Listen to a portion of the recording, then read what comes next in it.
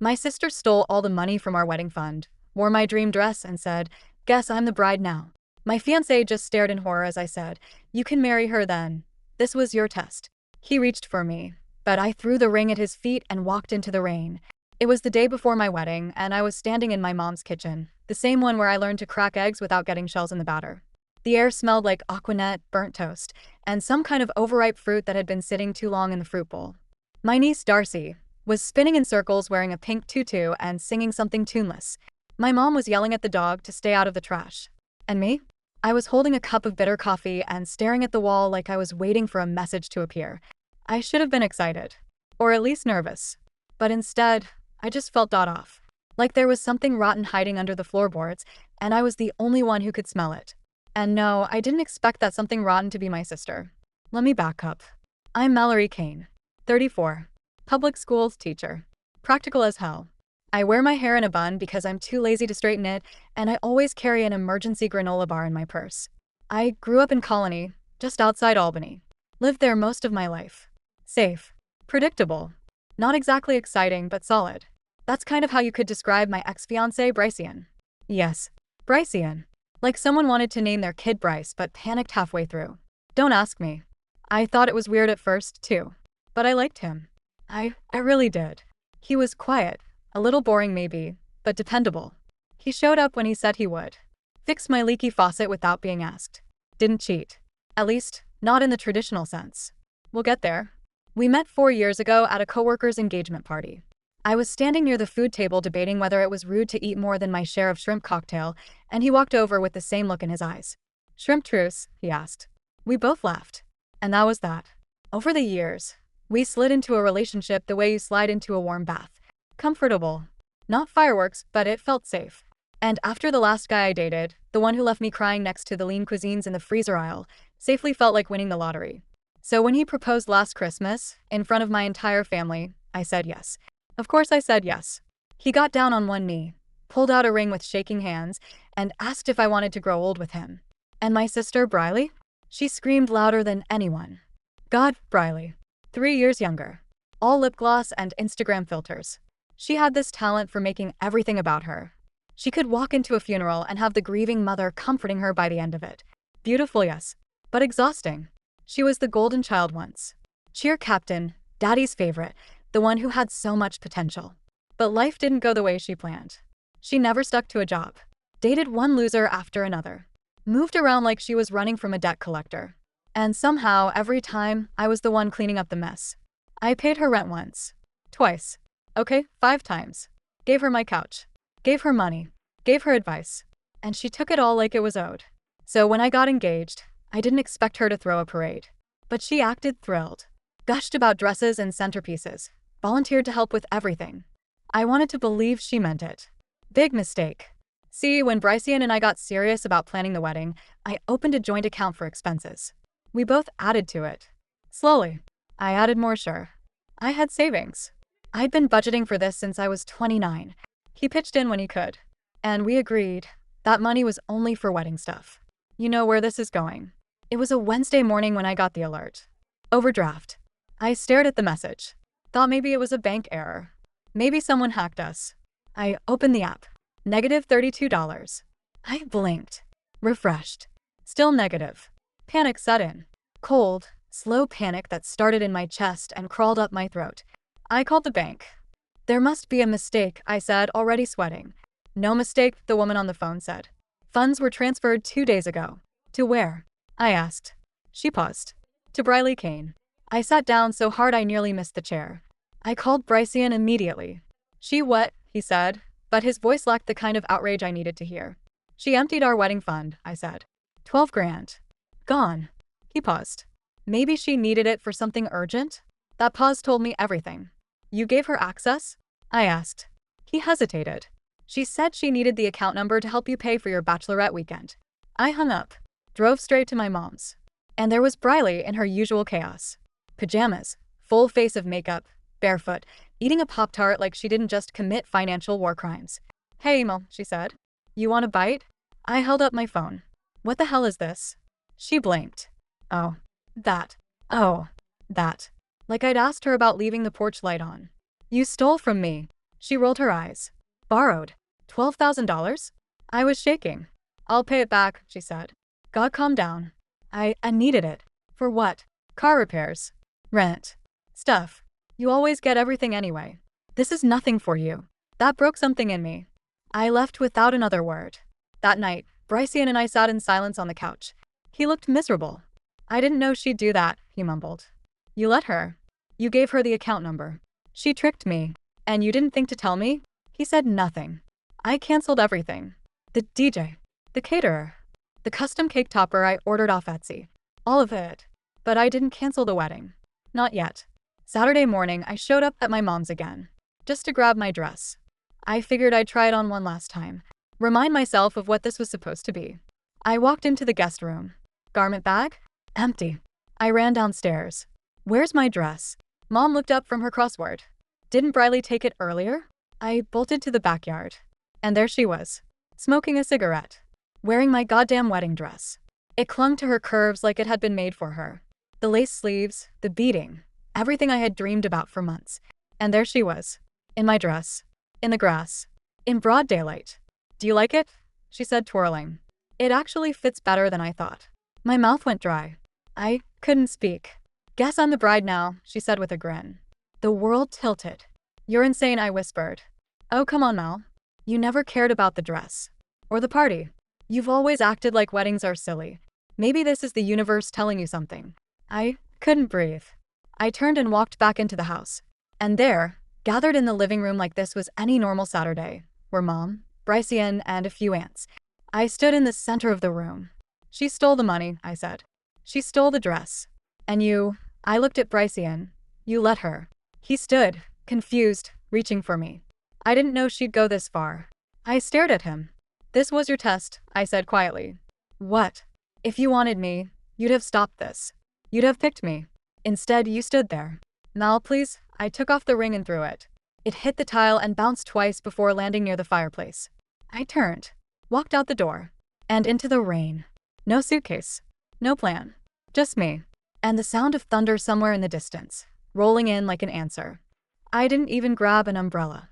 I just walked, mascara bleeding down my cheeks, my heels sinking into every patch of wet grass like the ground itself wanted to pull me under. I walked until my feet hurt, until the cold finally crept through the adrenaline. And then I called an Uber, shivering under a bus stop sign with no idea where to go. I ended up at a red roof and off the highway. It smelled like bleach and cigarettes, and the front desk guy didn't even flinch when he saw me. Soaking wet, shaking, dress half transparent from the rain. Bad night, he asked, sliding me a room key. Worst, I muttered. I sat on the bed for an hour, staring at the textured ceiling like it might offer answers. My phone buzzed nonstop. Messages from Mom. From Brycian. Even one from Aunt Doreen, please don't make a scene tomorrow. It's still your day. Still my day? I didn't reply. The next morning, I woke up in my wrinkled clothes, mouth dry, head pounding. I turned my phone on airplane mode and stared at the ceiling some more.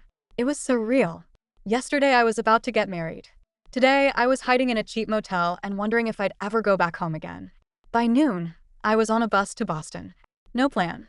No job lined up. Just out. There's something weird about being a grown woman running away from home. People don't expect it. They expect you to deal with it. Shake it off. Eat ice cream and move on. But I couldn't pretend like nothing happened. Not after what they did. Briley had stolen from me. Briley had worn my dress. And Brycian? He'd stood there. The betrayal wasn't loud. It wasn't a scream. It was quiet. Passive. A shrug of the shoulders and a silence that said, this isn't worth fighting for. That silence haunted me more than anything. I crashed at a friend's for a while. Jenna, a college roommate I hadn't seen in years but who welcomed me in like no time had passed. She gave me a key, a couch, and exactly 0 questions until I was ready to talk. I didn't cry right away. That surprised me. I kept waiting for the dam to break, for the sobbing and snot and heartbreak, but it didn't come. Instead, I felt this strange, hollow relief. Like a weight I didn't know I'd been carrying was finally gone. I applied for a job at a small bookstore cafe near her apartment. Told the owner I used to be a teacher. He hired me on the spot. I started slow. Stocking shelves. Wiping counters. Making foam hearts in cappuccinos that always came out lopsided. But I liked it. No lesson plans. No parents. No politics. Just stories, coffee, and quiet. The bookstore smelled like paper and espresso and safety. It became my sanctuary. Weeks passed. Then one morning, I got a text from an unknown number. "You ruined everything. Hope you're happy." It was Briley. No apology. No explanation. Just blame. I stared at the message for a long time before blocking her. She didn't deserve access to me anymore. But that wasn't the end of it. Because 2 days later, Jenna came home holding a wedding announcement like it was radioactive. "Mal, you might want to sit down." It was a printout. One of those cheap online registries. A couple's page. You know, the kind, cheesy couple photo, links to their Target wish list, cringy inside jokes. At the top, in bold, Briley Kane and Brycean Mercer. Wedding date, 4 months from now. I read it 3 times before speaking. She's marrying him. Jenna nodded slowly. They didn't even wait. She handed me the page, but I couldn't read it again. My eyes blurred. I laughed. I actually laughed. It wasn't funny, but it was too ridiculous not to. Like something out of a bad soap opera. Who does that? Who hijacks their sister's fiancé, then posts about it like it's a fairy tale? I felt sick. Like I'd eaten something rotten. But deep down, beneath the nausea and disbelief, I also felt something else. Clarity. They deserved each other. And maybe, just maybe, I deserve better. I didn't respond to the wedding announcement. What was I supposed to say? Congratulations on the betrayal? I sat with it for a while, letting it burn. Not a wildfire, not anymore, just this slow, smoldering kind of heat that settled into my bones. You know, the kind. The type of anger that doesn't shout, but simmers. For weeks, I avoided anything that smelled like a wedding. If someone even mentioned bridal showers or cake tastings at work, I'd excuse myself to the back. I started watching dark documentaries in place of rom-coms. I deleted Pinterest. The old me had boards with centerpieces, lace-trimmed veils, and vow inspiration. All gone. I was grieving, but not over the man. Not even the relationship. I was grieving the version of my life I thought I'd built. The fantasy. The illusion. That's what no one talks about, by the way. When someone betrays you like that, someone you trust, someone you grew up with, it's not just about what they did. It's about how deeply you believed they never would. Briley, my own sister. I kept thinking back to when we were little, how she used to crawl into my bed during thunderstorms, how she'd beg me to brush her hair before school because I did it better than mom. Somewhere between Play-Doh tea parties and high school drama, something broke in her. And I had spent years trying to fix it. Stupidly. Naively. I hadn't spoken to her or Brycean since I walked into the rain. But then one afternoon I got a letter. Yes, an actual letter. It was in Briley's handwriting, the same messy looped script I used to copy off her homework when I was too tired to finish my own. Inside was a single sheet of notebook paper. Lined. Torn at the top. As if she wrote it in a hurry. "I know you probably hate me. I don't blame you. But I need you to hear my side. You always had everything. The job. The friends. Mom's approval. You had it all and I always felt like a shadow. When Brycean started confiding in me about your fights, I didn't mean for anything to happen. But it did. And I won't apologize for falling in love.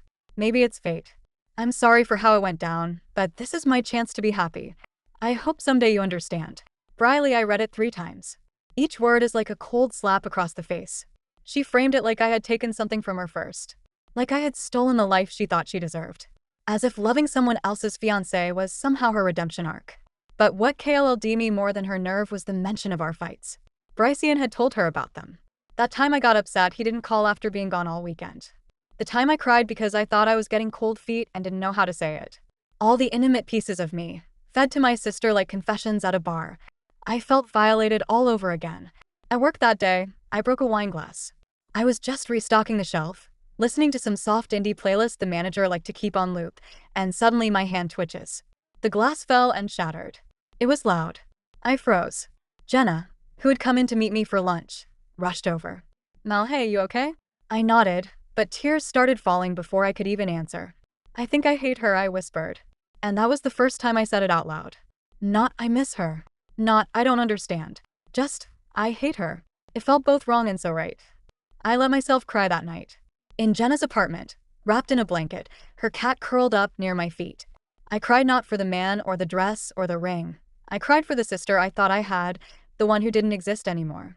2 weeks later, Jenna and I were having dinner at a little Lebanese spot near Cambridge. She handed me her phone, eyebrows raised. "Did you know your sister made a TikTok about it?" I blinked. "A what?" She showed me. There it was, some overly filtered video with a dramatic sound clip playing behind it. A caption that read, "When you fall in love with your sister's fiancé and the universe tells you it's meant to be." I felt nauseous. The comments. A mix of "you go girl" and "this is disgusting." She was clearly trying to build some kind of influencer angle out of it. Pain turned into content. I slid the phone back across the table. "She's delusional," I said. "She's dangerous," Jenna corrected. And I knew she was right. But still, I said nothing. I didn't comment. Didn't call. Didn't retaliate. Because deep down, I was waiting. Waiting to feel ready. Waiting to decide if silence was strength. Or if revenge was necessary. I started having dreams about it. Not about the wedding. No white dresses, no rings. Not even Briley's smug face in my dreams. No, in my sleep it always looked like this. I'd be back at my childhood home, standing in the hallway, hearing laughter in the living room. But when I'd walk in, everyone would be gone. Nothing but the echo of their voices. The furniture would be there, but everything felt hollow. Like I'd been erased. I started waking up in the middle of the night with my fists clenched, heart racing. I'd sit up on Jenna's couch and just stare at the wall. The same blank one above the tiny TV, waiting for some message to appear. Something that made sense. It didn't. It never really does it? Betrayal never comes wrapped in logic. By that point, I'd been in Boston for nearly 3 months. I'd rebuilt a kind of routine. Coffee in the mornings, books during the day, and sleep if I could manage it. The women at the bookstore had become my accidental support group. They didn't know the full story, just that something had broken inside me, and I was putting it back together piece by piece. "Hey, Mel," one of the cashiers, Luent, said one afternoon, "you going to that poetry night tomorrow? That guy with the beard who reads like he's about to cry will be there." I laughed. First time in days. "Nah," I said. "Not ready for heartbreak in verse yet." But she smiled like she didn't believe me. And truth be told, I was tired of pretending I was okay. I started keeping a notebook. Not a journal, just pages filled with thoughts that came out in no particular order. Scribbles, messy emotions, fragments of conversations I wish I'd had. One night, I wrote, "You didn't just steal my fiancé. You stole my story, my future, my goddamn timeline." And the next page? "But maybe you gave it back. Maybe you freed me from a life that would have always been too small." It felt weird to write that. Almost like forgiving her. But I wasn't there yet. Not even close. Then, as if the universe couldn't leave it alone, I got an invitation. Hand-delivered to the store. I knew the envelope the second I saw it. Cream paper. Gold lettering. That fake classy calligraphy font you order online when you want to seem like old money but only have $19.99 left in your wedding budget. Jenna saw it too. Her eyes went wide. "No way," she said. "Is it?" I didn't open it right away. I just stood there, holding it between my fingers like it was radioactive. "It's them," I said finally. "It's her." We were behind the register. 2 customers browsing the romance section. Nobody noticed that I was holding a direct line to my personal hell. "You're not seriously considering going," she said. "I don't know," I whispered. But that was a lie. Of course I was considering it. Not to support. Not to celebrate. To watch. To see. To understand what kind of delusion would lead someone like Briley to do what she did, and then expect me to smile and clap for it. I took the invitation home that night. Sat on the couch and opened it slowly, like peeling off a scab. "You are cordially invited to celebrate the union of Briley Kane and Brycean Mercer." The words were so fake, so saccharine. I imagined them writing it together, giggling over fonts, arguing about whether to include a menu insert. Did they think I'd just melt away into the background? Did they think they were characters in some romantic comedy where the messy sister is just a plot twist, not a person? The kicker? It was being held at the same venue I had booked. The same goddamn garden overlooking the lake. The one I had picked because my grandmother used to take me there as a kid and we'd feed ducks and make wishes into the water. I stared at the RSVP line. They'd even pre-filled it. Mallory Kane, attending. That made me laugh. A short, sharp, humorless spark. They were so sure I'd come. So sure I'd watch her walk down the aisle in my dress, holding his hand, like I was just another name on a guest list and not the woman they gutted to get there. I didn't check yes. I didn't check it. I put the card down and poured myself a glass of wine I couldn't afford. And then, I made a plan. The day of the wedding, Boston was soaked in sunshine. Not a cloud in sight. One of those rare perfect days that makes the air feel light and suspicious, like something's about to happen. I stood in front of the mirror in a fitted black dress. Simple. Elegant. Nothing flashy. A thin gold chain around my neck. No rings, no earrings. Just clean. Clean and sharp and deliberate. I hadn't told Jenna I was going. She would have tried to stop me, or worse, offered to come along. but this was something I needed to do alone. I drove upstate in silence. No music. Just the sound of the tires on pavement and the occasional creak of my old steering wheel. It took 4 hours and exactly 3 moments of hesitation before I pulled into the gravel lot behind the venue I had picked out almost a year ago. The garden was blooming. Lavender. Peonies. Hydrangeas in shades of blue and violet, spread out like they knew what this day was supposed to mean to me. I recognized everything. The white arch with fairy lights. The string quartet I had paid a deposit for. Even the signature cocktail menu was mine, just reprinted on different cardstock. There were guests gathered already, milling about in little clusters, holding glasses of wine and gossiping quietly. I spotted some cousins, an old coworker, even one of Mom's bridge club friends. People who had RSVP'd to my wedding and now stood here like nothing had happened. Briley had always been good at rewriting history. I walked in calmly. No drama. No stomping. Just a smile. And that, more than anything, seemed to throw people off. I caught Brycian's eye first. He was by the bar, fiddling with his cufflinks, looking like he was about to vomit. He froze when he saw me. I gave him a slight nod. Nothing more. Briley came out 10 minutes later. In my dress. Altered just slightly, probably to fit her better. She looked radiant, sure. But I'm also nervous. Eyes darting. Fake smile plastered across her face. When she spotted me, she stopped mid-step. I held her gaze. Tilted my head just a little. And then I walked over. People fell silent like someone had hit a mute button.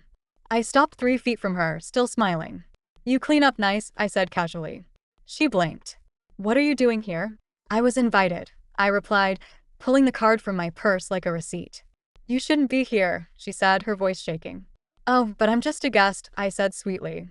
I'm not here to make a scene. I just wanted to see it. See what? She hissed. See how far you'd go pretending to be me. Her jaw clenched. I'm not pretending to be you. No, I said, stepping a little closer, lowering my voice. You're trying to live a life you thought I didn't deserve. But here's the thing, you're not me. And this? It's not going to end the way you think it is. She opened her mouth, but I held up a finger. Don't worry, I'm not here to ruin your big day. Actually, I'm here to help you start it. Honestly. I turned and signaled to the event coordinator, a woman named Dana I had worked with during my original planning. She nodded back, discreetly handing off the microphone near the string quartet stand. I walked up calmly, took the mic, and faced the small but confused crowd. Hi everyone, I said, my voice clear and even. I promise I'll only take a moment. I just want to say how happy I am to be here. Truly. Briley looked like she might explode. Brycian was pale as bone. I continued. Most of you know I was supposed to get married here a few months ago. Plans changed. People changed. And that's okay. Life has a funny way of revealing the truth at just the right time. A few murmurs in the crowd. I caught Aunt Denise shifting uncomfortably. I just wanted to offer a toast, I said, raising my glass. To Briley and Brycian, may your marriage be filled with honesty, trust, and maybe a little less betrayal than your engagement. Gasps. Someone actually dropped a glass. I smiled wider. Oh, and if you're wondering about the wedding fund, the dress, or the months of emotional manipulation, don't worry. I'm not bitter. In fact, I'm grateful.